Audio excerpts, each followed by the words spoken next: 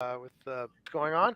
We are happy to be back here with you live on YouTube. And of course, always like, subscribe, and share, and check out our ebooks online from Dr. Patino. I think that'd be worth a watch. And of course, his blog at what is it's It's a medium.com. medium.com. Yep, it's Yeah. actually on the thing below us. Subscribe at blog.p at medium.com.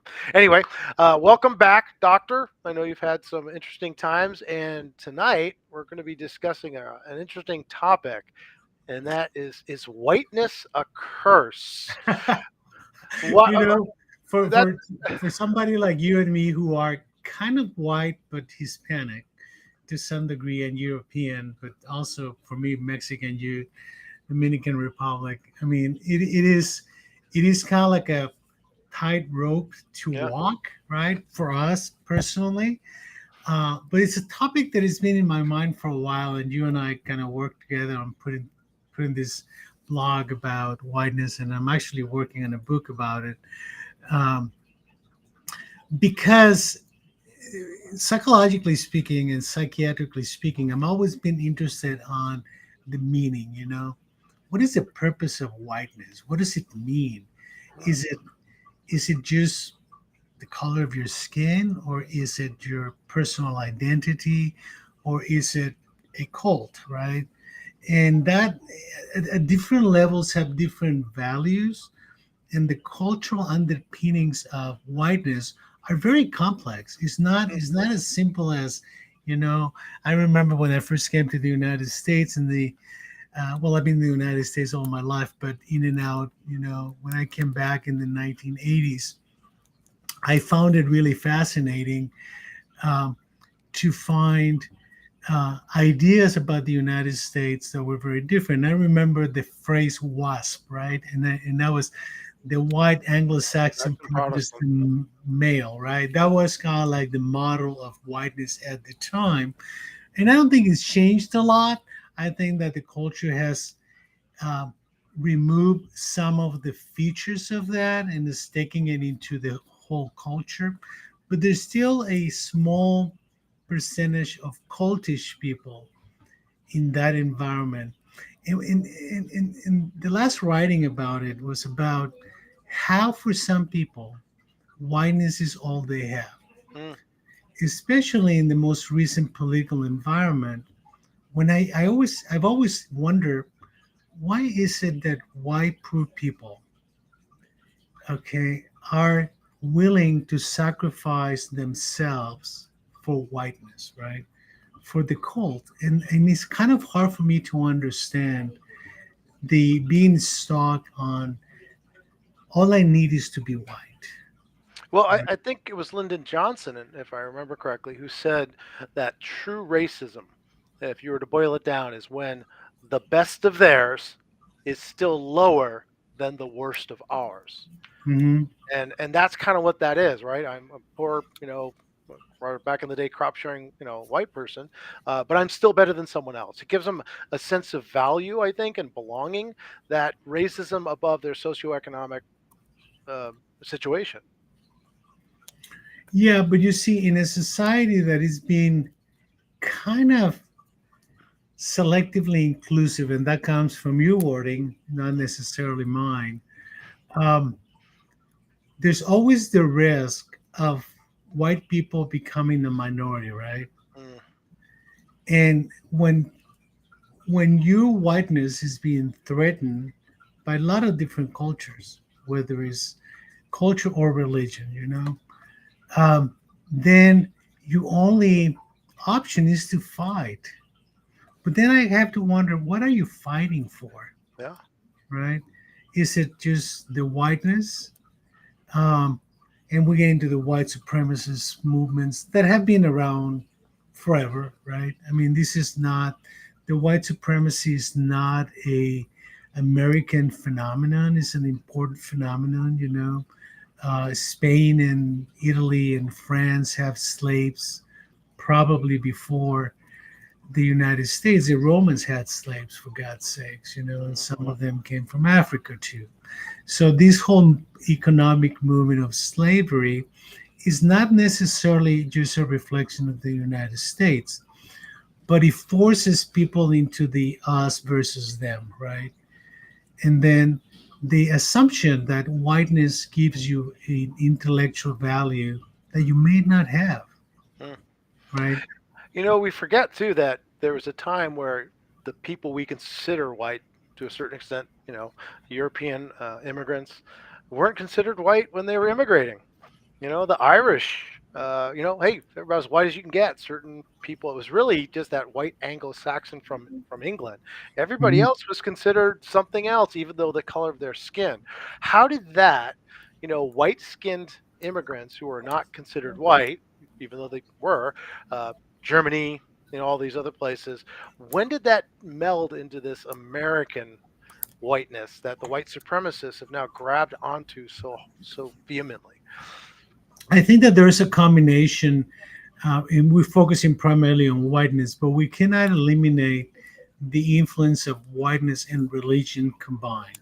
Right? That's why the WASP phrase, in terms of it wasn't just white and it wasn't just Anglo-Saxon, but was also Protestant, right?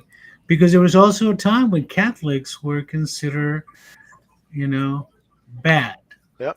I mean, it wasn't until I think President Kennedy in the Kennedy. early 1960s we had a Catholic president in the United States, and there's a reason for that, right? So we have race, and then we have religion combined. That I think is kind of the worst kind of cult, right? Because it's a double-edged sword, and you have two different issues that at the same time are creating a sense of identity, right? So anybody who is not white and is not Protestant, Christian, is different, and he has to be rejected, right? And so you think it's an insecurity of that again, of that going away, the white controlling factors or ruling class, whatever you want to call it, feeling threatened? Because I think I told you this. I had a very interesting talk with a friend of mine, former NFL football player, and I was shocked. He was like, white males like us, and I was like, oh, okay, interesting. Hold on. First off, not 100% there, but white males like us are under assault. And he's like, don't you see that? And I said, I have not experienced that personally at all. I have not. But he really, I could tell he really thought they were under assault. So it was important to fight back, as you say. And I find that odd because I'm like, I wanted to ask him, I said, how are you assaulted? How are you prejudiced? What has happened to your life that has changed you so much that you feel you have to fight back? Or is this just a perception of them losing their group identity? Well, you see, I I cannot eliminate the idea of whiteness without analyzing me, right? I mean, in, in, I'm far from pure white, right? And I'm far from being Protestant, right? But my grandfather was British, Hmm. right? He came from England to Mexico to open up businesses, and so they actually ended up in the United States after the Mexican Revolution. So half of my family was totally white, half of my family was half Italian and half Mexican, and on the other half were all Mexican, right? But my grandfather was red hair white from Spain. Okay, so and that is the reality of most of us. Yeah, Right? absolutely. When it comes down to genetics, which I found really fascinating, I've done my own genetics. We're from all over the place. I mean, even even in anthropology, we can go back to the pre-humans, right? And we have genetics of that. Mm. And we have genetics from people in Africa that were black. So the color of our skin has nothing to do with our genetics. It has to do with our needs for protection in certain parts of the world. So you didn't need a lot of protection in the northern parts of the world, but you need a lot of protection from the sun in other parts of the world, right? So then the shades of our skin has nothing to do with privilege, but privilege ended up being connected with the color of the skin, right? And that is very dangerous, and we're still seeing it after all this year, right? So it creates a kind of a mixture of biological, socio-political, cultural mess, right? That is very easy for us to say there's nothing we can do about it, Mm. right? And I can tell you because you know history, how many people have died because of all of this, right? So the question is, how do we deal, right, with having to confront the consequences of whiteness, not only in terms of rejection of those who are not white, but the lack of self-esteem and self-image in those who are white, that all they have is whiteness, Mm. right? That you remove the idea of whiteness for them, they have nothing left. They don't know who they are except that they're white. And does that tie back to what you've always say about individual values? People say, what's important about you? They'll talk about their achievements, what they've gained. And you're like, no, no, no. Are you loving? Are you caring? Is that kind of like the same thing? There's like a vacuum in their values, and so they latch onto the color of their skin and that cultural identity. To Well, you see, I think that we were in the right path for a very long time on balancing ourselves, right? Meaning, what makes us valuable, what makes us um, humans. Mhm. And it's not the color of our skin, it's not our religion, it's our values, right? Our ability to be caring and loving and kind and industrious and productive. And so the fact that we have the values makes us valuable. Okay. The problem actually, it's really fascinating to see the evolution since the advent of the internet and then social media. And that is because social media and the advent of the internet facilitates the fast dissemination of extremes, right? So it wasn't until the late 90s, early 2000s that we started seeing all of this reflourishing of extremes, right? Because we actually forgot our values, forgot our value, and decided that we're going to follow the flashy lights, right? So if it gives me likes, I like it, Mhm. right? It doesn't matter what I believe. It's just you fall into that trap. And I find it really fascinating and encouraging because I was talking to my 20-year-old daughter who's in college in San Diego about this particular issue. And I heard some things from her that were kind of like a flash of freshness about her generation, right? Yeah. Because she was telling me that we have this misconception, okay, that they are all into social media. Hmm. I really found it fascinating to hear that they're actually moving away from it, Yep. right? I mean, those generations, like my oldest daughter and my second daughter, who are probably more in the middle in between those generations, probably fell more into that trap of extreme. But we're starting to find younger generation that I think are going to have a big impact on advocating for inclusivity, advocating for policy change, amplifying the voices of marginalized people outside of the idea of quick response, right? So she was talking about taking breaks from social media, Hmm. communicating verbally, socializing in person, you know. Uh, and she was actually a little upset with me because I was kind of being critical of social media without taking into consideration how people who are between 17 and 21 right now are looking at the world. And it's very different than what other generations have seen. And I find that really encouraging. I also Yeah. find very, very encouraging that younger people are getting interested in social change.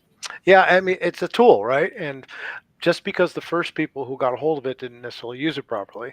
And I agree with you. My stepdaughter, I listened to her speak, and she doesn't care if you're white, black, yellow. She doesn't care. She has friends from all over the place. She just doesn't care. If you're a good person, you're a good person. Their usage of social media is with knowledge of that it's algorithm driven. It's designed to elicit a response. They're using it for their own interpersonal communications, but kind of ignoring the rest of it. And I agree. There seems to be some, I think, some wonderful benefit to it. And I think you're right. It's going to have some changes. But the question I have is, we have these people a little bit older, my age and stuff like that, who are convinced uh, that they're either a under assault because of their whiteness, or that the white privilege concept doesn't exist at all. Now I know you and I both have had these experiences. I have for sure benefited from my skin tone, 100%. Right, but I've also been prejudiced against because of my last name. And Mhm. I've had that happen. So to me, it's like, yes, it does exist. It may not be as systemic as some people think, but it does exist. What do you say to those people who deny the fact that's a reality? More than what we say is how we listen to them, right? Because what happens is that when we start, and I have dealt with this personally, because I come from a small medical school university in Mexico. I had to fight twice as hard to come into the United States, taking exams, having to deal with what I call, now actually writing a blog about this, uh, the narcissistic academic privilege in the United States. From you, if you're not from that environment, then you don't belong. So I've been smart enough to utilize that in a paradoxical way in my benefit, right? But to do that, people don't realize that those of us who have had to deal with rejection, had to deal with being rejected from schools and in residency programs and things of that sort, you have to learn to work harder, and that you have to learn to do what other people don't want to do, right? But that's no different than the migrant worker. I mean, for me as a physician, I had to do what migrant workers do at a different level, meaning, I mean, most white privileged people don't want to go and pick up cotton, or they don't want to go and pick up tomatoes, and they don't want to go to California and pick up avocados, right? So, from that perspective, those of us who don't enjoy the privilege, right, either because we come from a different country or our skin is different, then we have to work harder, right? The problem is that they don't understand that that creates some resentment. I mean, for me to be a psychiatrist, I had to learn to deal with that, right? I had to train myself to not be resentful, but to be understanding that whiteness may be perceived as a privilege, but it's a horrible weakness, right? Mm-hmm. It's a horrible weakness because you have to be constantly defended. And it's very difficult to defend because it has no logic, Yeah, there's right? no basis in it There's whatsoever. no there's no factual basis for it except I'm white and you're not. Okay, How much so melatonin's in your skin or whatever? Melanin, exactly. excuse So me, melanin, right? so I'm from sorry. that perspective, what I've learned to do, and I don't think that this will necessarily work for everybody, what I have learned to do is to listen more and talk less, right? Because what I'm thinking is, if you are pushing me away, it's probably because you want me to react to that. It Mhm. is probably because you want me to defend me. Okay. And that is the projection of your insecurity. You're so insecure about your whiteness that you want me to be insecure about myself, so I defend myself. So the first thing that I do is never ever defend yourself. The moment that you're starting to defend you, you're going to be forced to show us your own insecurities, and you're going to have to be defensive. Okay. About what? Do I have to defend the fact that my skin is a little brown? Do I have to defend the fact that my eyes are in blue? No, I don't. So, the best way to defend against racism is to not have self doubt. And that takes time, right? So, I see it all the time. The kids are constantly defending themselves. And that was part of the problem with social media and with the internet, in that a lot of people feel they had to defend themselves. Okay, somebody put a post, you feel offended, then you retaliate, right? And that moves people to the extremes. So, I mean, when I see things like that, and I was actually in a prison today interviewing Hmm. a person with, he's in death row, right? So I was interviewing him, and his last name is Hispanic, but he's very white, right? And we spoke in English and all that. But what I found really fascinating is that in these kinds of situations, right, you have to be able to not feel insecure what you're doing and not feel the need to defend yourself, right? So that takes practice and practice and practice. So, for some people who are white, what's their side of it? What's their way to manage this curse? I think that they need to understand that being white does give them some privileges, and Accept they the shouldn't, realities of it. yeah, and they shouldn't abuse it.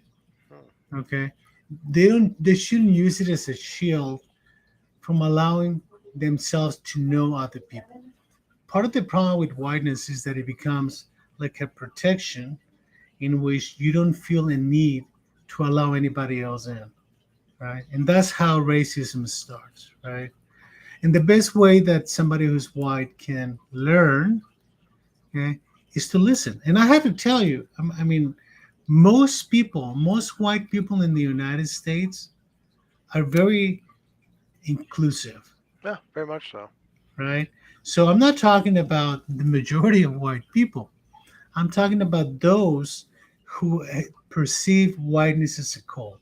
Most white people that I know, and I treat a lot of them every day, okay, I can have a wonderful conversation in which their whiteness is not a resistance, okay, my brownness is not a resistance in any way, because I have learned to allow them in, right? Give them a little bit of me so they Hmm. can see my humanity, not my brownness, right? So for anybody who is in a cult of insecurity and that they prefer whiteness, okay, over anything else, including being poor, right? And I have to say, in the United States of America, most poor people are white. Hmm. They're not brown, they're not Oriental, they're not Muslim, right? They're white. The most expensive people in the United States in terms of welfare All right. and Medicaid are white. Hmm. Okay.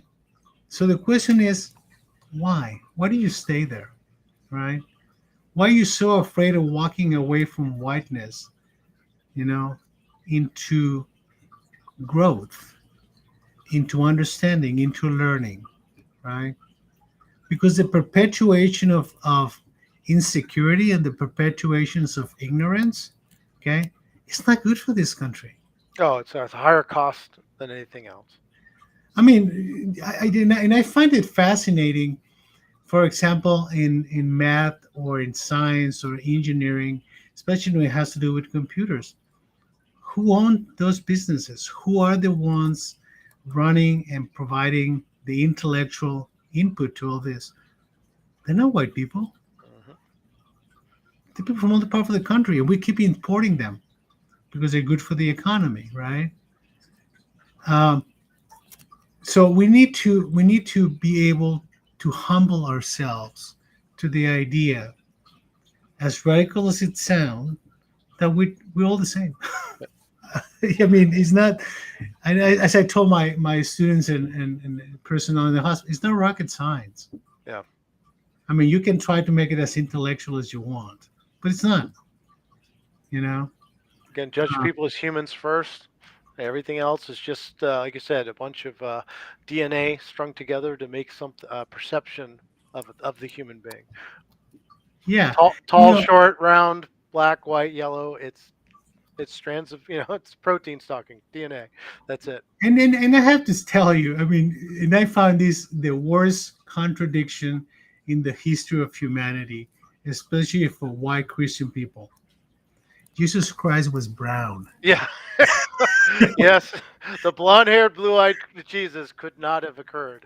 No, Like literally could not have occurred. come on. Yeah. What would Jesus do? Yep. I mean, what? When did Christians forget that? What would Jesus do? Well, I think what you said it earlier. It's when it was appropriated as something to control and to get a group of people together. So first to bring them together, and then to control them and bind them together with this identity, instead of transcending that with, quite frankly, the teachings of that man, of Jesus Christ, versus anything else. It's religion, as you said, religion and race for sure have been manipulated by the larger powers to control, divide, and anger the masses instead of us transcending that. And when you said earlier about the internet, I think once people realize, especially this next generation, that they have power, they can make those decisions. You You know, know, I really, and I know we're going to stop in a couple of minutes, but I just want to say I've been really encouraged since the Dobbs decision on abortion in the United States with the Supreme Court. The reactions in Kansas, in Ohio, Wisconsin, you know, and you know who's leading that? Young people. yep, If absolutely, they think, I mean, if there is a group of people that we need to be afraid of in terms of their political power, and there's a lot of movement to keep them from voting, okay, is those 18 to 25. yep, they have Those the power. they have the power. There are a lot of them, and there's more turning. So I'm really optimistic about the future, and I'm very optimistic that um, we need to find a middle ground about this. I agree. I'm optimistic as well. Talking to the young people, and hopefully this potential curse of whiteness can be something that people can accept and do the work. Like you said, learn how to listen, learn how to be less secure or insecure, and to be accepting. I heard a guy say recently, he goes, "Well, you need to be colorblind," and another guy says, "No, you need to not be colorblind, but you have to ignore the fact that color makes a difference in anything." Exactly. I mean, color shouldn't be a component of judgment about people. Values should be. Absolutely. Well, once again, Doctor, thank you very much for your time, your words. Everybody like, subscribe, and share, and check out those ebooks. And we'll talk to you all again, hopefully next week. Ah, thank you, Vince. See you soon. Take care.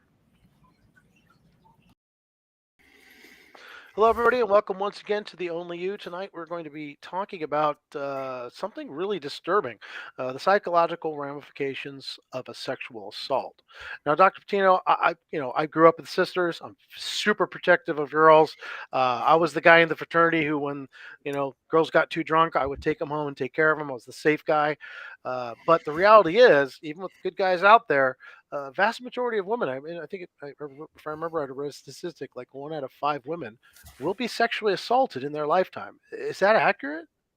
Yes, I mean, the statistics are pretty catastrophic, and I think that they're more catastrophic as we allow ourselves to talk about this more openly, right? I mean, in part because um, for a long time, objectivizing women and thinking of them as sexual objects for the gratification of men. And we're not talking 100, 200, or 1,000 years ago. We're talking about 25, 30 years ago, right? So that whole process has been pretty damaging, I would say, in terms of um, how we recognize, how we deal, and how we facilitate survival, right? Because what happens is that whenever you're dealing with a person, with a woman, in particular woman, even though it's not just for women, women are not the only victims of this. We get men who get raped too, but by far, women are the victims and the survivors of these situations a lot more often, right? So we have different stages of the process, right? And usually the stage ends. It starts with the perpetrator, right? And perpetrators come in a lot of different flavors, right? And it really depends on the age of the victim. It depends on the circumstances. Um, it depends on the culture. It depends on part of the world you're in, right? I mean, it depends if you're in the middle of a war or not, right? I mean, but invariably, what it starts with is with the idea of an individual that has a need to exercise power over somebody else. And we have, unfortunately, is being exercised in sexual ways. Well, so that brings all kinds of morality issues and cultural, religious issues in terms of our need to protect women, right? Um, and that's a problem in itself, right? Not because we shouldn't be doing it, but we should be doing it respectfully. Mhm. Meaning, there's nothing wrong with trying to protect. I mean, we actually are wired to protect. We're wired to be providers and protectors. I mean, biologically, from the beginning of time, right? However, what we forgot in the process of evolving into a more mature and modern society is that we forget to ask permission to protect, right? So the whole process of protecting may become a problem in terms of recognizing boundaries. Mm. So, Okay. so you said before the show when we were chatting um, that oftentimes we use certain language that actually is damaging. We talk about the victim of a sexual assault, and the reality is they're survivors. They're the strong ones. Talk about that a little bit. Why is that so important? And what's, I mean, obviously they are the survivors, but why is that language so important? It's tremendously important because number one, they survive, right? A lot of women do not survive situations like this. I mean, because in a lot of situations, the women are not capable of providing consent. Okay, and the absence of consent becomes like permission, but the absence of consent also becomes an opportunity for further damage, right? So when you have a vulnerable individual, the whole issue of consent, which has taken hundreds of years, legally speaking, to get into the point of respect of saying no is no and inability is no, right? So that becomes important. But especially in those vulnerable individuals, that it's not only people who are drinking or using drugs, because that in itself creates a vulnerability, um, but the fact that there are people who are vulnerable because they're mentally ill, people who are vulnerable because they grew up in an environment of domestic violence and they perceive their responsibility to satisfy the abuser. I mean, there's all kinds of dynamics that occur in terms of vulnerability. But the problem of rape is not a problem of women, it's a problem of the perpetrator. Mhm. And by far, the perpetrator is more commonly men than women. And Yeah, I'm but not saying that there are not women who rape men. It does happen, but that's an exception. That's not the rule. well, then let's get into that. Why would a person, and again, something it's I literally can't even get my head around as a man, would take advantage of somebody sexually for any reason? The main reason is power exercise by sexual means. You know, one of the biggest and most common examples is what happened in war. We're seeing it in Ukraine right now. You know, with Russian soldiers not only use torture to victimize individuals, but they also use rape of women, rape of children, rape of men, because they're trying to impose their power in by creating shame, right? Mhm. And we know that sexuality is an uh, easily taking advantage to shame people, right? And it can be shamed by rape, or can be shamed for making fun of you, can be shamed by saying that you're sexually inadequate. There's a lot of different ways. Rape is the maximum way of exercising power over someone. But there's in war, there's a tendency towards subjugation, right? But not the subjugation of the women, the subjugation of the men. Hmm. right? If Interesting. you have a wife, if you have a daughter, and you're witnessing them being raped, it's going to create so much shame and anger and frustration and hate, right? That you have to pull back, right? Because if you don't, you're going to die, right? So they can justify subjugation, and they can justify killing you because now you hate me because I raped your wife, Mm. right? So there's a whole dynamic that is occurring in a situation like this that requires that we pay attention, right, to these situations. But what makes a rapist is a complicated process, right? But it starts with power, then follows with culture and education, and follows with some psychological factors like your personality, being narcissistic, being antisocial, the involvement of drug abuse in combination with those other factors. And then learn cognitive distortions, meaning that we have learned to justify rape, right? Oh, she provoked me, right? Her skirt was too short. She was showing her breasts too much. She Or was kind of she didn't stop me, even though maybe she wasn't able to because the situation, right? exactly, or she was kind of provoking me sexually. Mm. I know what she wanted. I mean, how many times have you heard she wanted it, right? And when you say something like that, you're not talking to convince anybody else but yourself, right? You're justifying it to yourself. But it does require some degree of shamelessness, right? That you're not capable of understanding that the person you're abusing is another human being, right? Not being empathic to that situation. But there is a whole cultural process that has evolved over years. I mean, you grew up in somewhat of a Latin environment. I did too. We talk about our responsibility to protect the woman's virginity, right? Like if the woman's virginity is her property. No, it's not. Virginity is the property of a woman, and she can do with it whatever she wants with consent, right? So this whole idea that I had to protect the honor, right? And that goes back centuries, right? In terms of the kings having the right for every woman that was going to get married before they went to bed with their new husband, right? Prima nocte. Yep. Okay, so those kinds of things have evolved over time as cognitive distortions of justifying your right to rape, Mm. right? When you have somebody who has crossed the line into imposing his power and authority and manhood on another human being, just because they want to or because they feel like it, right? Then it's very difficult to revert that. And I have to tell you, I treated for many years, probably 10 years out of my 30 years in practice.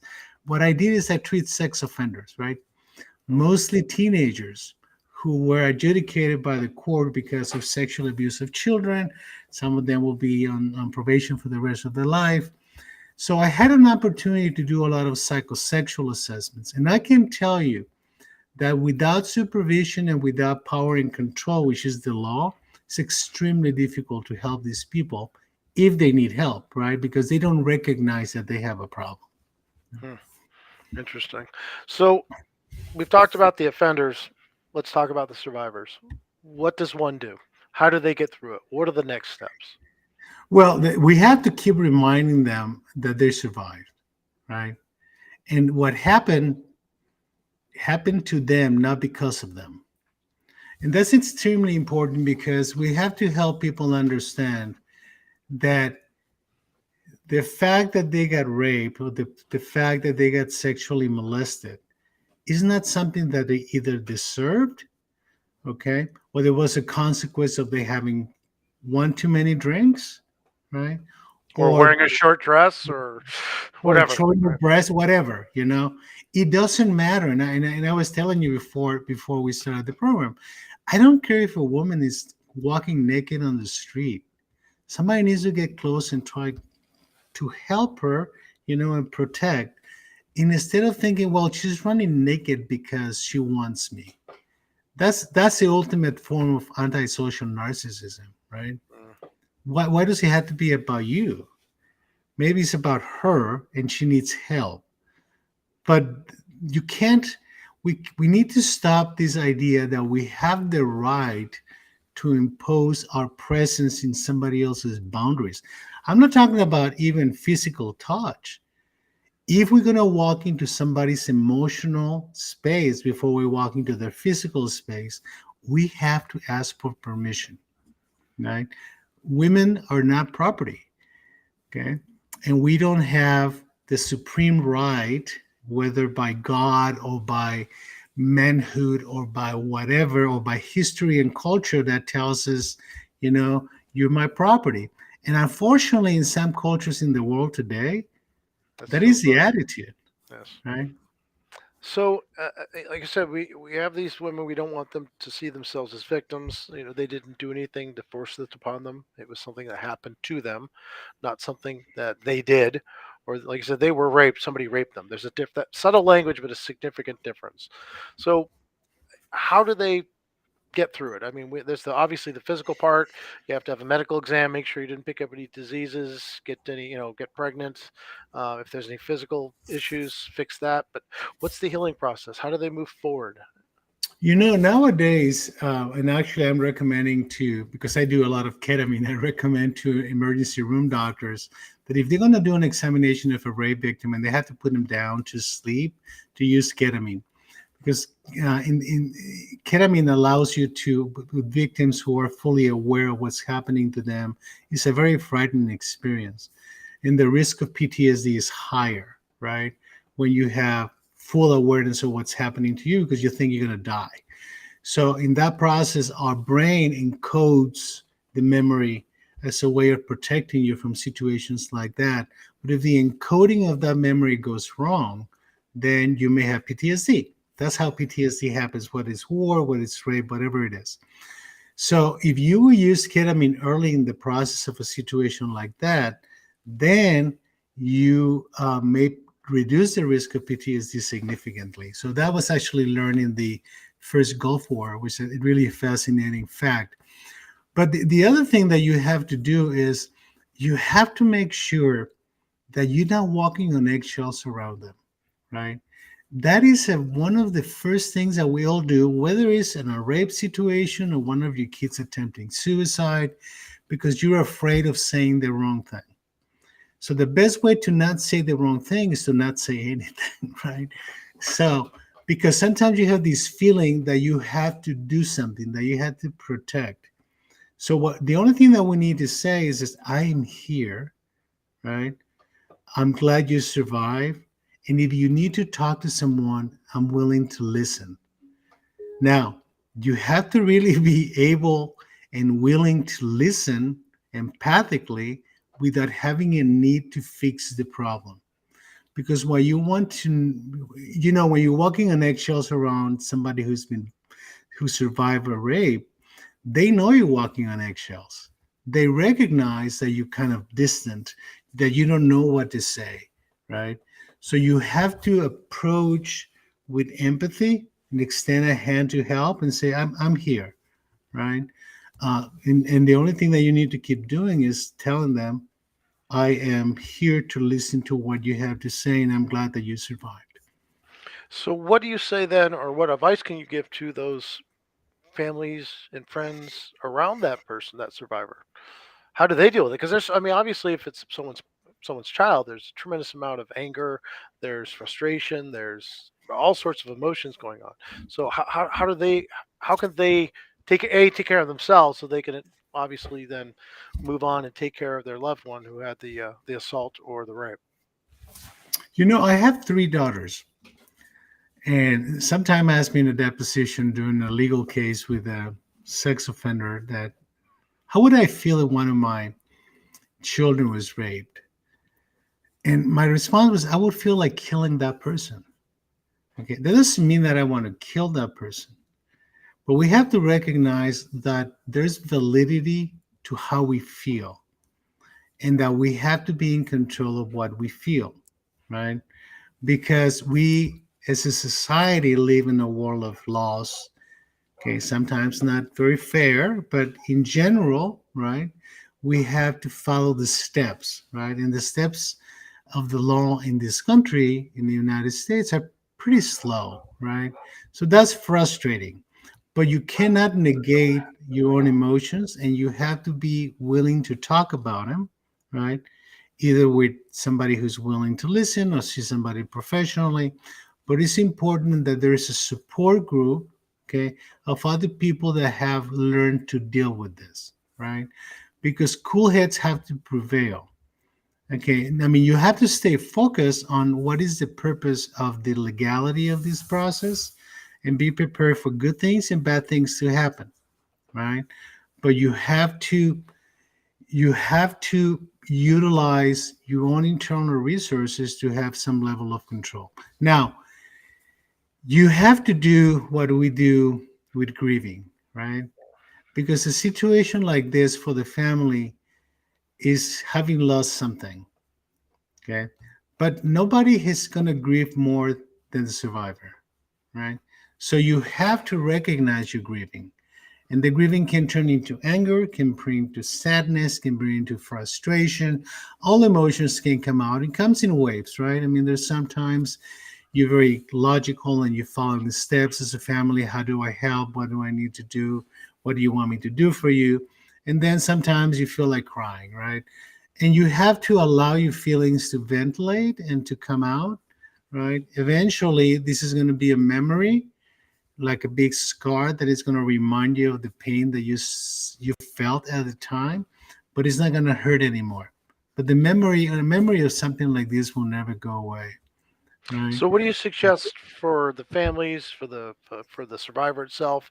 Therapy. Go to what's the process? You have. I know you every day. You deal with this every day. So, what do Yes. you tell the families? What do you tell the survivors?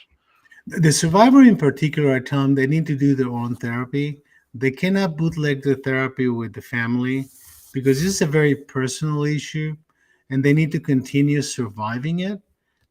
And they lost something valuable to them, which is a sense of control of your boundaries and somebody violating your boundaries. And depending on your cultural and religious history, you're going to have different feelings about different things, you know.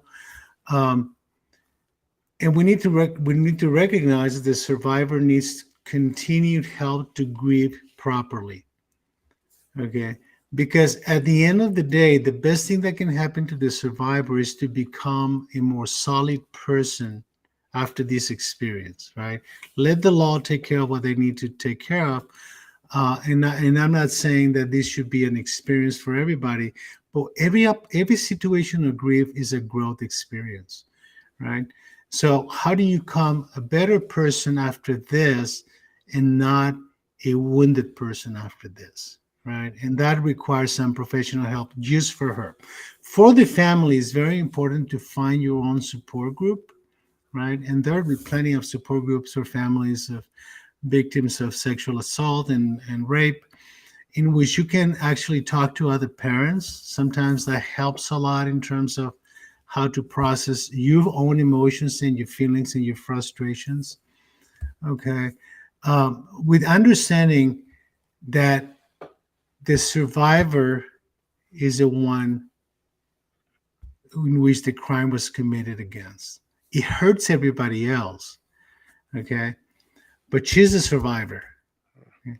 You are part of the grieving process and you have to do, you do your own grieving. You can't, I mean, it's almost impossible to do it together when it's a child or a young adult because then they start feeling responsible for what you feel, Hmm, and they interesting. lose focus on what they need to deal with, which is their own feelings of violation of the boundaries, the sexual trauma, the issues regarding their self-esteem and their self-image, intimacy issues in terms of how do they deal with future sexual partners in the future. There's all kinds of ramifications in a situation like this. Some of them will get depressed and may require some more professional interventions, but you need to be supportive and available without provoking any more shame and without provoking any more victimization. So, and I was telling you before we started the program that it becomes very important to not become over empathic with their pain, Mm, right? To the point that you feel that you had to rescue them. Okay. It's okay to say, I understand that you feel bad. How do you want me to help? Okay. Versus, this is what you have to do so you stop hurting. You see, there's a difference on how you verbalize things, because otherwise, the patient is gonna, the individual is gonna clamp down and saying, I don't want my mom, I don't want my dad suffering. You mm. know, it's not about the family. It's It's about about the her. survivor, yeah. So real quick before we go, because I know our time's limited, I had a person I mentioned that was we were doing the show. What was at the actually the fight gym, and he specifically asked me. He goes, "But what about the men who are also sexually assaulted?" He says, "No one ever talks about that." So briefly, you've had both in your practice. Tell us a little bit about that. Men deals with different psychological and cultural issues. There is a lot more difficult for the men to accept the survivorship, right? And it's a lot easier for them to aggressively hate the perpetrator. I don't believe that there's a lot to be gained from forgiving the perpetrator, right? I think the perpetrator in situations like this must confront their own inadequacies and their own legal consequences. And I'm all in favor of that.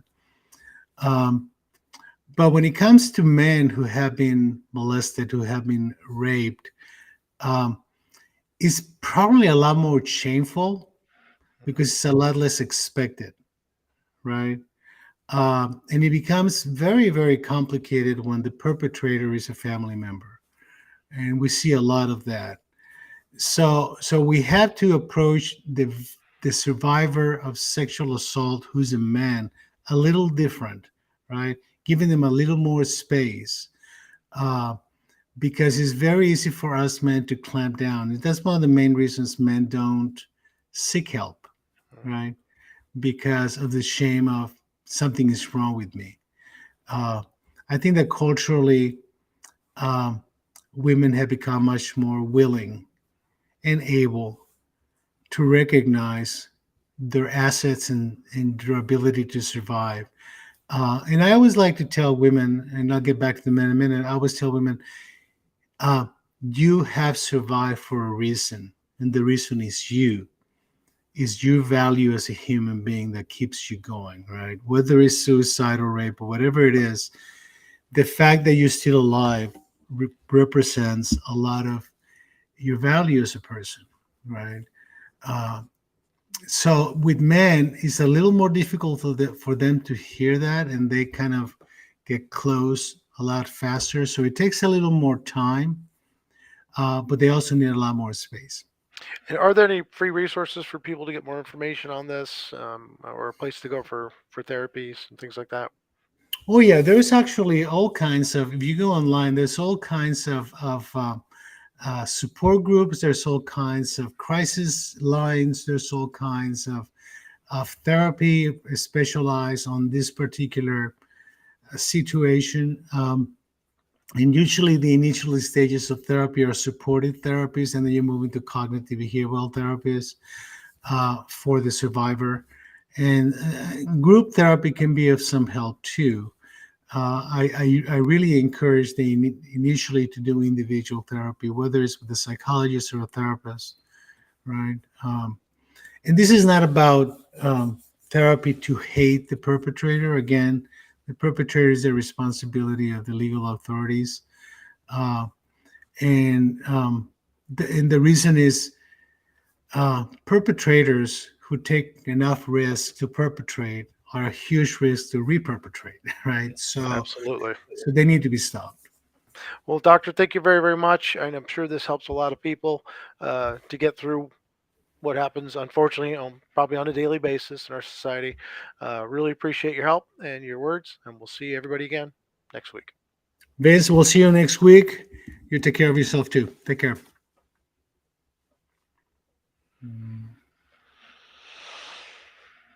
Hold on a second. Let me see here.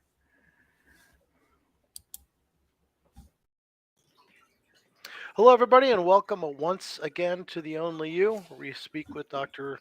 Patino about some of the current issues out there. And today we're going to be discussing opioids, teens, in particular, this substance called fentanyl. And Doctor, you and I were chatting just quite literally 2 seconds before the show. What first off, I would just explain what is fentanyl. Well, fentanyl is a synthetic opioid, and it's actually a medication. As a physician, I can prescribe fentanyl in the United States as a patch, as a 24-hour patch, for people to manage their pain, or you can prescribe it in tablets. But what happened is that in the last 5 to 10 years, fentanyl became an easy drug to produce. Formula wise is not that complicated, so it becomes easy for laboratories, clandestine laboratories, to create fentanyl, right? So it became a very available and accessible drug because it's not like marijuana. You have these large amounts, and this is like pills, right? And it comes in different colors, and unfortunately, the price has been going down. This is what usually happens with substances like this. First, they become available to those who can afford them and they're privileged with money, and then it becomes more easily accessible, and people can get them at a lower price. I mean, I can tell you because I see kids who overdose on fentanyl and don't die, right? Quite often because we need to detox them from opiates. And number one, all of them know somebody who's died from taking fentanyl, right? Wow. Uh, and used to give you some parameters, in the last year, there were approximately 100,000 deaths in the United States because of opioid overdose, right? That's tremendously high. Just to put it in context, in terms of deaths related to suicide, we have about 35 to 40,000 per year. Mm. So the deaths from fentanyl during COVID and after COVID just went exponentially higher.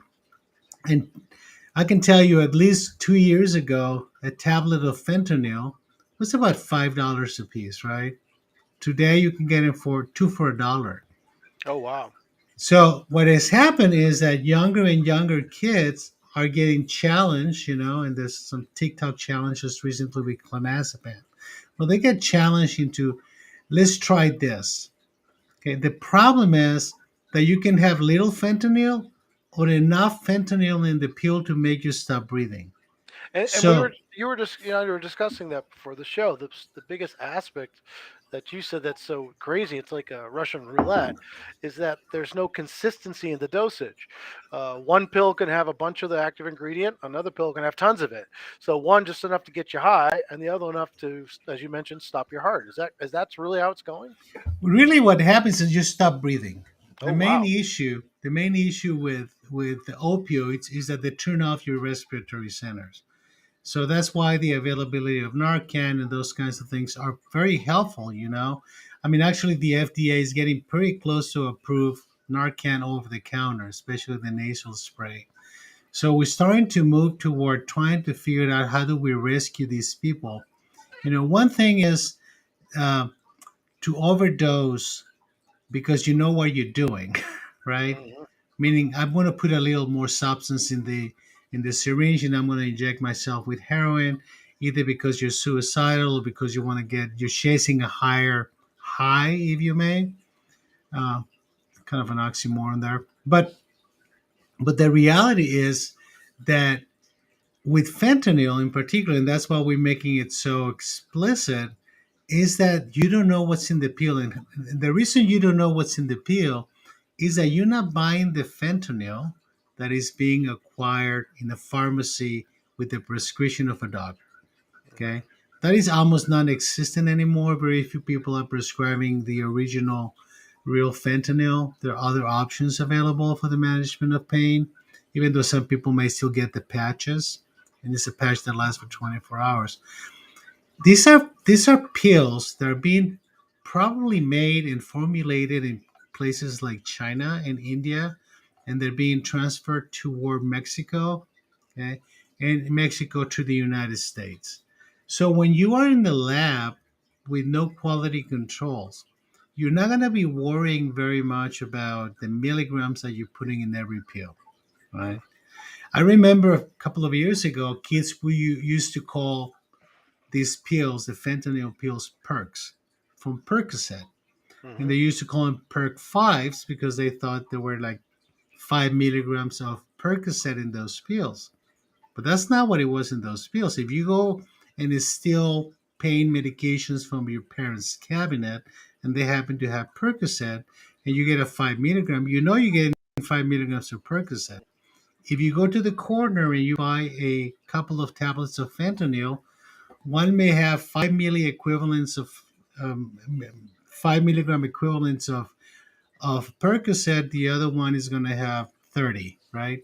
Wow. So that makes it very dangerous, and a lot of the overdoses that I've seen are patients who were rescued, right? That somebody was close enough, they had stopped breathing, they gave him the Narcan, and they came back. But but again, a lot of these people are not close to Narcan, not close to emergency services, and they just die. Mm. I've heard, and correct me if I'm wrong. Some of the paramedic friends I know say that a lot of the kids and the people experimenting with these type of drugs really have kind of this idea that there's that golden parachute of Narcan, that if the worst case happens, they call 911 and they're going to be rescued. That's a myth, correct? Well, it's a myth because I mean the availability of emergency services may not have enough time for you to be rescued or to be rescued alive, right? I mean, you may be able to be rescued with brain damage.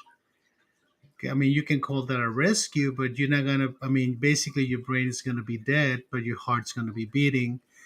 So people die, but people also get brain damage from this type of situations. Remember, if you don't breathe, you don't get oxygen to your brain. It doesn't matter if the heart's pumping, because the pump has no oxygen in it. So these are situations that I don't think we have seen before as much, and it's becoming more problematic. And unfortunately, uh, it's becoming a kind of a social issue. You How, see, how so? let me give you an example. Back in the 1960s and 70s, when you and I grew up, I remember the heroin addicts, right? And heroin addicts were dirty, bad people. And if they died from an overdose, people didn't care very much, That's true. They didn't. all right? Because that was the drug that was killing addicts, was heroin. Very few people died from cocaine or LSD or psilocybin, anything like that, MDMA. But from heroin, people would overdose, right? Then, as heroin became more mainstream, the opiate epidemic also happened, right? There was a time in the 90s, probably before the 90s, 80s, where heroin went down. There was not a lot of opiates, and then the opiate epidemic happened from the mid 1990s until the late 2000s. It was still living it, right? What happened is that the population that it started using were not the dirty people using needles. The population that started using were the middle class and the adolescent white boys, right? Hmm. And then the white girls, right? So it was no longer a cultural issue. Everybody was doing it, right? Just like marijuana. Marijuana eventually became uh, accepted, not only because of the science behind it, but because of the social change attached to it. So the same thing happens with drugs. Right now, I mean, I can tell you, in the last 5 years, I've seen a lot of average, middle class, white, brown, black kids that are not poor who are looking for opiates just for maintenance because they started trying it, right? And then they terrified of their withdrawals, okay? And the parents don't know their kids are using opiates Wow. until somebody overdoses, right? So, I mean, when they get to us and they get into the hospital, obviously we have to tell the parents because the process of rehabilitation needs to be initiated. But in reality, we have to recognize that the social compact, okay, changes with the use of drugs as people who are more affluent, middle class, and higher class become users too, Mhm. right? So that's kind of a problem because it normalizes culturally the use without understanding of the risks. And fentanyl is a drug that should never be normalized Mhm. because unless you're going to be prescribing it from a reputable pharmaceutical companies that you know what you're getting in every tablet, you should have been doing that. So that's why we're actually promoting treatments, right, that facilitate one moving them away from the fentanyl, right, and then facilitating detoxification, and in some cases maybe middle term use of other substances like buprenorphine, Suboxone, methadone, substances like that. Unfortunately, there is there's a negative perception on the part of a lot of physicians who don't work in the substance abuse arena, right? Toward these substances. So it was just recent that the FDA liberated Suboxone from limits on how many people can take it, right? Because there was a time where the prescriber like me, and I'm licensed to prescribe it, could only have 100 patients at a time, right? So just for the audience, Mm. these drugs, the methadone, the Suboxone, these are the transitional drugs you use to get somebody off opioids, so that they can do so without the horrific withdrawal syndromes and symptoms, and then wean them off of all drugs to get together. Is that correct? That is correct. Always in combination with some sort of rehabilitation, whether it's outpatient groups, support, and the different approaches to that. But we find that the use of MAT, which means medically assisted treatment, plus psychological rehabilitation, substance abuse treatment together works better than either one. So why is it that there's a kind of a negative thought toward it? I mean, you guys in your business use it all the time. Why do other physicians kind of balk at this? The FDA recently released all physicians to prescribe these substances, actually because of the pressure. Interestingly enough, we're in the year 2023. France did it in 1995. So that gives you an Wow. idea how far behind we are, right? So now any physician, any nurse practitioner, any physician assistant can prescribe Suboxone, buprenorphine. Okay. Methadone is a little more complicated because it requires a specialized clinic, a special license from the federal government. But buprenorphine is a fairly easy to prescribe medication. And now that everybody can prescribe it, if you go to the pediatrician as an adolescent and asking for Suboxone, probably won't give it to you. If you go to the family doctor, won't give it to you. They will refer you to a specialist. And the reason is that there's this perception that they don't want to prolong the addiction, that is morally wrong, right? Like you remember with heroin and methadone, right? Going to a methadone clinic, well, you're just moving into a lateral problem. The issue with fentanyl is not a lateral problem, it's a life-saving measure, right? Because you'll die. And so, what do you think is driving this? I mean, obviously, especially in America, you know, everybody wants to feel better. It's lack of pain, lack of suffering, chasing the dream, being happy. But what's from a societal point of view, or even maybe psychological, what's driving this addiction? Because I mean, opioids are different than pot and maybe a little bit of alcohol. These are serious substances. Well, there are a multitude of factors. Some of them are biological, some of them are social, some of them are psychological, right? So there are certain populations that tend to be more vulnerable. For example, when you analyze the deaths of adolescents in particular in the last year, right, in terms of who died from these overdoses, approximately 40% of them suffer also from a mental disorder. So when you put those numbers together, you know that if you have a problem with depression or anxiety, you're going to be more prone to try to escape, right? So escape from your pain emotionally becomes one of the driving forces So self medication, essentially. to some degree. Yep. So if we and then we see kids that have been neglected, who have been abused, who've been raped. I was looking at the statistics on girls recently that 2 out of 10 girls will be raped during adolescence, which is pretty Jeez. high. So that creates a whole trauma that people also need to escape from. COVID was actually a major issue, and that is because adolescents are not supposed to be isolated.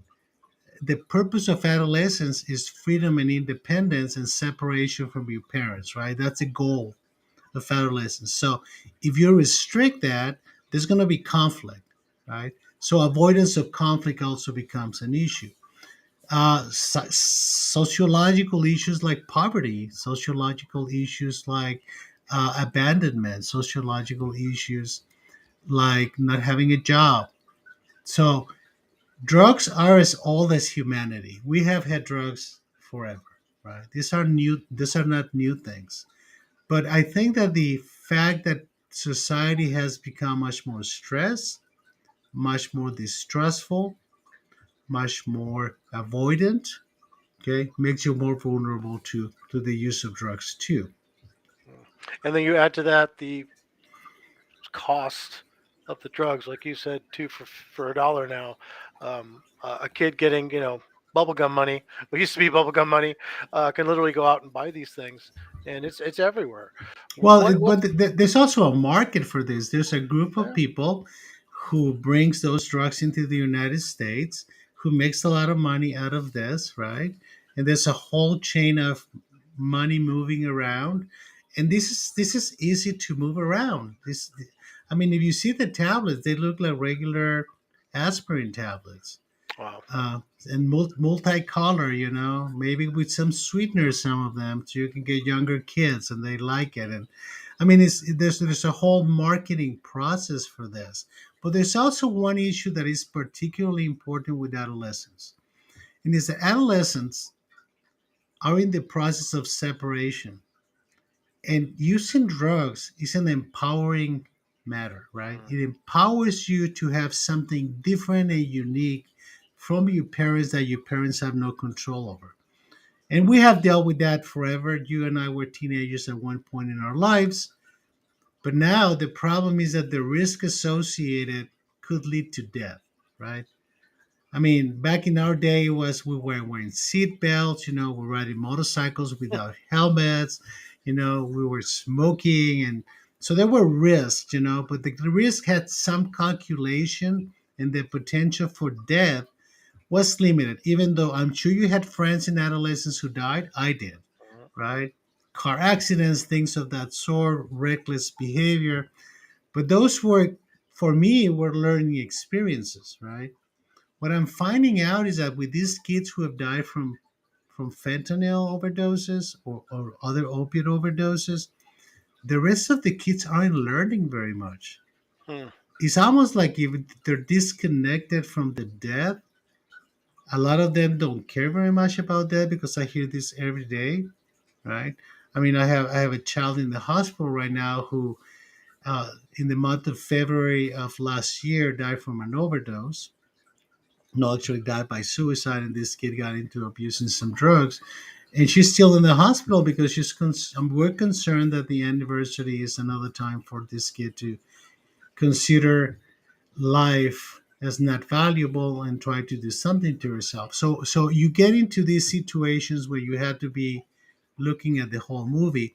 But I'm starting to see a common denominator with this, and is that the value of life has changed, Mm. right? The self-worth value has changed. So when you talk to kids, because we talk to kids every morning, when I'm talking to kids and you ask them what keeps you alive, very seldom I hear because I'm worth living for. It's always my parents, my cat, my dog, my friends.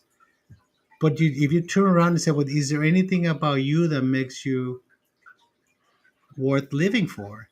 And I get this staring, like if I'm talking about something from out of space. Mm. And the reality is that that has been a consequence of a lot of factors, and it's something we have to keep in mind because kids are willing to take risks that include them dying.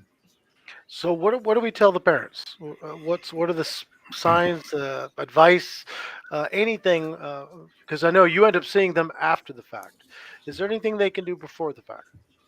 Yes, you have to know your kids. You don't start. I mean, right now we need to start working on the kids who are 2 or 3 years old, right? I mean, when you're trying to change behavior when they're 14, 15, 16, it becomes a little more problematic. But when you're working on the younger ones and the parents stop being afraid of their kids, then you can establish a relationship. You want to make sure that your kids respect you, love you, okay? Maybe they fear you a little bit, but at the same time, they want to communicate with you. Now that requires that we change our behavior, right?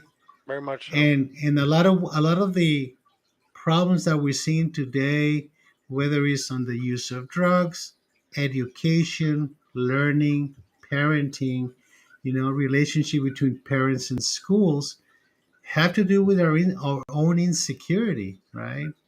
So we need to get back to a point that we go back to understand purpose. What is the purpose of raising kids? It's not to show that we're good parents. It's for the kids to be well balanced individuals that have freedom. Okay. So it becomes important that parents balance, control, understanding, okay, and communication. Well, folks, it sounds like that's always been the key term, communication. So understand, listeners, that this is an issue. It really is a crisis. Speak to your kids. Ask them where they are on this. Ask them about the subject. Bring it up. Communicate. Have some empathetic listening, and don't judge. And then, because again, a lot of what happens, as you know, with parents, is like you said, when we don't change our behaviors, when we get angry, um, we push the kids further and further away. I know I'm very lucky. My stepdaughter and her mother made a real effort to do that, and the dad is someone she doesn't speak to. I get calls on occasion, but she's completely and 100% honest with her mother in every way. Sometimes that's terrifying, but boy, what an incredible thing to have with your child. So, parents out there, um, understand that this is real. It is dangerous, and we'll see you again next week. Thank you very much, fans. We'll see you next week. And to all of you, uh, don't look at the other podcasts we have. We have talked a lot about children, and we welcome your comments. Thank you. Thank you. Hello, everybody, and welcome once again to the Only You. I'll apologize for my scratchy voice. I picked up a little bit of a cold over the weekend. Dr. Pino, I'm sure you were healthy and enjoyed the Super Bowl. I know you're a big sports fan. Um, and today we're going to be talking about really, which is seems to be the new thing in psychiatry, and that's the use of psychedelics in treatment for depression and other mental health and mental illness issues. And I think, doctor, if you could, I mean, first define what is a psychedelic. What differentiates that from any of the other medications out there? And I know currently, right now, they're not. None of those substances are accepted by the FDA, so they can't even really be considered medications. Could you just clear that up for everybody? Well, yeah, I mean, psychedelics are not a new thing. Psychedelics have been around for a very, very long time and have been used in psychiatry in the past, both experimentally and clinically. However, when we tend to hear the word psychedelic, we tend to think about illegal drugs. We tend to think about psilocybin, mushrooms, ayahuasca, LSD, ecstasy, and there's basically medications. I'm sorry, substances that tend to get you disconnected from your environment and reality, and they all seem to have a similar mechanism of action in the brain. However, not all the medications that may induce dissociation are necessarily illegal. For example, ketamine. Ketamine has is not technically classified as a psychedelic, but in terms of mechanism of action, it has similar qualities, right? And the issue of dissociation is something that can be provoked by substances, or is it something that can actually happen, right? People can get dissociated without medications. And basically, what happens is that the ability of the brain to block stimuli gets limited. So we have parts of our brain that regulate how much input we get allow into our brain, right? So when you start affecting the gate, I mean, some people would say the thalamus part of the brain, and that part of the brain gets affected, then things start getting bombarded. So your experience may be very different, right? Now, for most people, that can be a relaxing, enlightening experience. For some other people, it may become a frightening experience, and really depends a lot on the individual, your physical state, your mental state, your experiences, and so on. Because once you start affecting the gates, you basically start affecting the ability of the brain to regulate. And different parts of the brain have different effects. So when ketamine is more of a dissociative, what are the psilocybins, ayahuascas, and things? Are they this essentially the same, or you said they're different? But how specifically are they different? Well, they're different because they're not as purified, if you may. So the effect on the brain may be more global. You know, ketamine was developed as an anesthetic because it puts you down. It can take you into a state of that you don't perceive feelings, right? For example, surgery, things of that sort, physical type of feelings. Now, these substances may tend to be a lot more global, and there's a lot of work going on by different companies trying to refine the parts of those natural substances, like on the mushrooms or LSD, to try to identify specifically which are the areas of the brain that have the most impact when it comes to psychiatric treatment. Because what we have learned is that probably the two more studied one has been ketamine and psilocybin. They have a pretty significant effect on reducing the intensity, frequency, and dysfunction related to depression, including suicidality. They also seem to have an effect on reducing the memory experiences that you have in post traumatic stress disorder that tend to reduce anxiety. And there's a lot of really fascinating data, particularly in ketamine and psilocybin, on reducing impulsive drinking, right? So there's a whole new realm of experience with these new substances that provide us with new tools, right?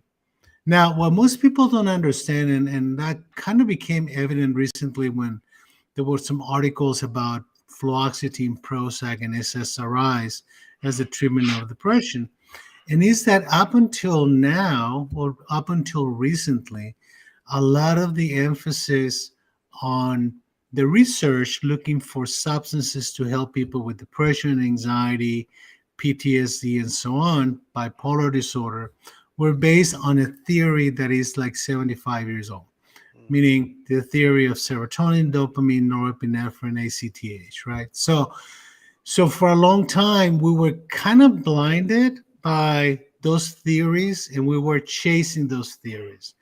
And we ended up with a lot of Me Too like drugs, right? A lot of SSRIs, some SNRIs, but all around that concept. Now, they became the standard of the treatment of depression, right? So when we start using, I'm sorry about my dog that's behind me. Anyhow, when we start getting into measuring the effect of these substances, what we tend to do is to compare them to the SSRI. So there Mm. was a thing last year, a fairly large study done in the UK on the use of psilocybin for the treatment of depression. And what they found is that it was as effective as SSRIs, right? But also the remission rates, and that's actually a research technical term. Remission means that you don't have any symptoms of depression, right? That you're as miserable as everybody else without being depressed. Not necessarily that you're happy.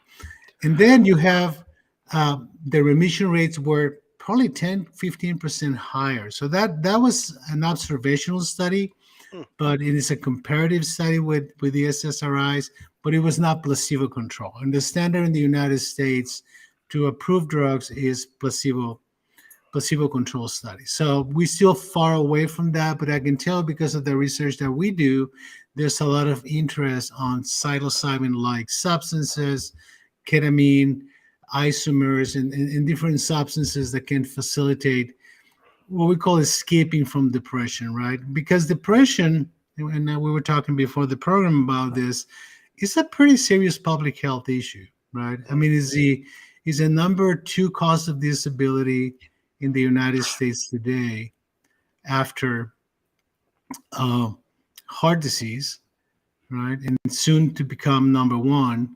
And after the pandemic, the incidence, prevalence, and diagnosis of depression has become very, very significant, in particular with teenagers. I mean, I'm a teenager treatment physician in terms of severe illness and hospitalization. So in that sense, for me, it's very interesting to find other tools. Okay, not because I think that pharmacology is panacea. I don't think that we've said this before. Medication at best reduces the intensity of your symptoms and facilitates your recovery so you can do what you need to do, meaning having the energy, the motivation, the interest, and decreasing the thoughts of life not being worth living. So if we can achieve that with whatever substance, that becomes important.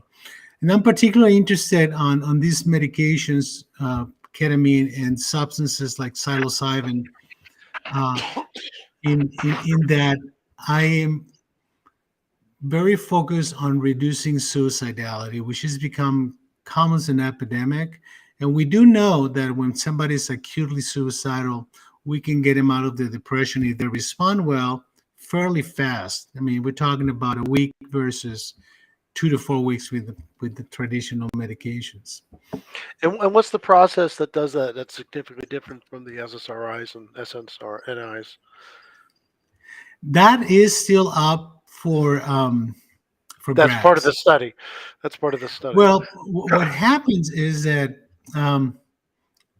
people who are, I mean, scientists that are a lot smarter than me are breaking their heads on trying to understand the minutiae of what happens in the brain, with a complication that the brain is tremendously complex, right?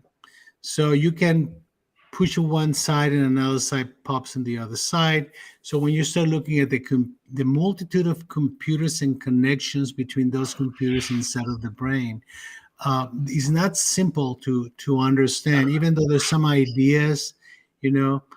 But what we do know is that these substances tend to facilitate uh, the growth of better connections in certain areas of the brain, but at the same time, they're turning off other areas of the brain.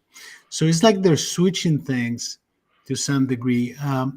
We're also very interested in the effect of ketamine, for example, on memory imprint, especially in trauma. You know, that PTSD is kind of like a complicated recurrence of bad imprinting in the brain. Mhm. And apparently, ketamine, if you use it early enough in the trauma process, may facilitate reducing the amount of bad imprinting in the brain. So reducing the flashbacks and the nightmares and things of that sort. So there are a lot of different things that are still up in the air. And probably ketamine is the one we have the most experience. At least we've been using it for the last 6, 7 years. Uh, as an infusion, there's some new ways of doing ketamine now. Lately, there's a new way of doing it with a sublingual ketamine tablet that is, you can actually do it through telemedicine. You don't necessarily have to have the patient having an IV. So there are new things coming out. There's um, Spravato, which is an inhaled ketamine that is difficult to obtain and get the insurance companies to pay for because of the restrictions for certain types of depression, but it is available. So we have better tools today than we used to have. So, of the ones you've mentioned, I mean, ketamine, psilocybin, which are the mushrooms. What about ayahuasca, DMT? What's the other one? LSD, even? I mean, what are we talking about? Which specific ones, other than those two, are being looked at now for psychiatry? I have to say that they're all being looked at. Hmm. However, there's two ways of looking at this. One is when you start using as an experiential process, meaning in their clinics in Central America and South America, where you can go to the clinic and spend a couple of weeks there. It's like a resort. You get uh, sessions with ayahuasca or some other psilocybin or whatever the substances they have in that particular clinic, but the experience gets borderline. Um, how can I say it? Borderline spiritual, right? So when you start talking about therapy or philosophically guided sessions, you're moving away from just the science of the drug, right? Because you're introducing other factors. And what happens is that a lot of people think that the therapeutic effect of psychedelics or ketamine is a dissociation. That is not the therapeutic effect. As far as I'm concerned, dissociation is kind of a side effect, right? Because what we see in terms of the improvement of depression, energy, motivation, concentration, decreased suicidal thoughts comes after the dissociation. So if I could give somebody ketamine without dissociation and help the depression, I really consider that a success, right? But when you start getting closer to the spiritual, you know, transcendental type of experience, then the transcendental dissociation experience becomes more important than helping the depression, right? So Gotcha. there is this idea that you could do some inside, in-depth psychotherapy when somebody's defenses are withdrawn because they're experiencing their sensory experiences are different. And that's not necessarily true. That's not the goal of the treatment. The goal of the treatment is to introduce a substance that is going to have an effect on the brain that is going to reduce the symptoms of depression, anxiety, PTSD, alcoholism, but it's not measurable in the context of how much dissociation you got. So, what do you say to the people who say, "Oh, these are just party drugs. You're replacing one addiction with another. Just because it comes from a plant versus a pill, that it's hocus pocus." What do you say to those people? Well, number one, they are party drugs. There's a whole scene in the environment that we have to be vigilant for in terms of people using this for the dissociative auto reality experience that you get from them. So that is something that we have to be very, very vigilant. Then when you get into research, the DEA is very vigilant with those things. Psilocybin is still um, an illegal drug in the United States and Canada and probably the rest of the world. So we have to acknowledge that. So we have to work in the context of those things. Ketamine used to be called Special K. Kids used to steal it from veterinary offices, right? So these are serious substances that we have to be monitoring, right? And we shouldn't be selling the idea of people go get a dissociative experience is going to help with your depression. That is not the purpose of this. But we do know that people who have infusions of ketamine and have experienced microdosing of psilocybin or some trials of LSD get better from depression. And they get it better from depression because of the changes of the brain, not because of the dissociation. Also, we have to keep in mind this dichotomy that we always work with.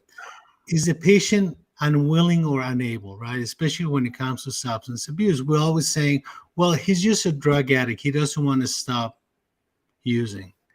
And I always have to raise the question is if I do a good assessment, can the patient stop using? Mm. And if the patient lacks the ability, whether it's biological, psychological, and social, we have to strengthen those parameters and strengthen the biology, the psychology, and the sociology so that individual have better tools, right? And that is true for people that suffers from mental illness in particular. They're very vulnerable to abuse of drugs. But in a lot of cases, is because the inability of the brain to facilitate their will, right? So we have to always keep that in mind because it's not as simple as saying, um, let's have him stop using drugs. I mean, when I talk to my students, I'm always telling them, listen, if you have a patient with schizophrenia who drinks alcohol heavily, right? Don't send a patient with schizophrenia to an AA meeting because they don't have the cognitive capacity to sit down to a meeting and interject and process, okay, in a rational way, you know, your problems and the 12 steps and all of that. You have to find another way of maintaining that individual occupied, get rehabilitation type of processes, get cognitive therapy, cognitive improvement rehabilitation, so they can have better tools, right? But AA by itself may become a delusion for them. So you have to be very careful using these mantras, that everybody who drinks should go to AA and that's going to help them drink. Well, not necessarily, right? And so we're looking at this differently now in terms of how is the addiction process complex from a biological, psychological, and social way, so we can facilitate, the individual functionality. Unfortunately, we've always thought of treatment in the context of absolutes: depression, no depression; alcoholism, no alcohol; drug abuse, no drugs, right?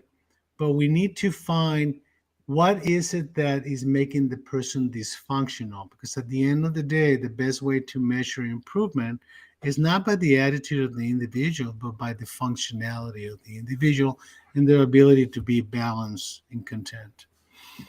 So you mentioned that you are going to be part of some of the research coming up. Could you discuss that a little bit? I can discuss the fact that we are going to be to Reverie Mind, and you guys can go to reverymind.com. We're very interested in psychedelics and ketamine. We're also very interested in facilitating recovery of opiate dependence on, particularly in kids. I mean, we have had 70,000 suicides, probably half of those under the age of 18, and we want to make sure that they stand a better chance. We're looking at two substances now. One is coming from Canada, and is a similar drug like psilocybin, but is actually a medication. And we may start doing some studies in OCD for that. And we're looking at some other substances in the context of the function of the brain. And we're trying to get ourselves connected with a pure psilocybin study. Um, so, I mean, we're in the process of doing that. You have to get a special licenses from the DA and things of that sort. So you can imagine having to store these things and having them on site and things like that. So we're working on that. But I have had a number of patients who have procured and secured these substances on their own, Mm. and they have, I mean, I have to tell you, patients that I've treated for 20 years for treatment resistant depression, in which we have tried everything. In one of the cases, including ketamine, did not respond. It did not respond because the dissociation was too intense and frightening for the patient, not because he didn't have enough of the infusions. But with microdosing of psilocybin, he basically went back to basically normal. And it's really impressive to see that, and it's very humbling, because when you're a physician and you've been doing this for as many years as I have, um, you end up believing that you have an answer for everything, but we don't, right? Mm. So we have to be more open-minded and humble by the fact that sometimes we have to learn from our patients, right? And that we have to not judge them, because it's very easy to say, well, you're a bad person because you procured psilocybin on your own and you've been microdosing it. So that makes you a bad person. And we had to stay away from that. Well, it sounds like there's definitely promise in some of these substances, and hopefully we can show the public out there what it is as it happens through maybe your research, but at minimum here on the show. What's the last thing you want to say about these in closing? What I want to say is that we need to stop being afraid of psychiatric disorders and mental health issues. We have to acknowledge our limitations, but we also have to acknowledge how much these things affect us, right? And how much we can do for ourselves, hence the only you, right? To be honest with ourselves. And if you have lack of energy, lack of motivation, lack of interest, at times you don't feel like getting out of bed, and your doctors can't find anything, you may suffer from depression. If you Mm, can't stop worrying, you may suffer from anxiety. If you drink more than 14 beers a week, and it's affecting your ability to get up in the morning and go to work, and you're arguing more with your significant other, and you're yelling at the kids, you need to be honest with yourself and say, this is affecting me. So the best thing you can do is to ask for help, and start by asking for help from the people closest to you. Unfortunately, the ones that are closest to you are the ones who suffer the most serious consequences of your behavior. But there's a reason why they're still there, mm. right? And they're not going anywhere, hopefully. Care, love, and support, and hopefully down the road, some of these substances to aid them on their journey to a more contented life. Once Yeah. again, doctor, thank you very much for your time, and we'll Thank see you. everybody again We'll see you next week. next week. You take care.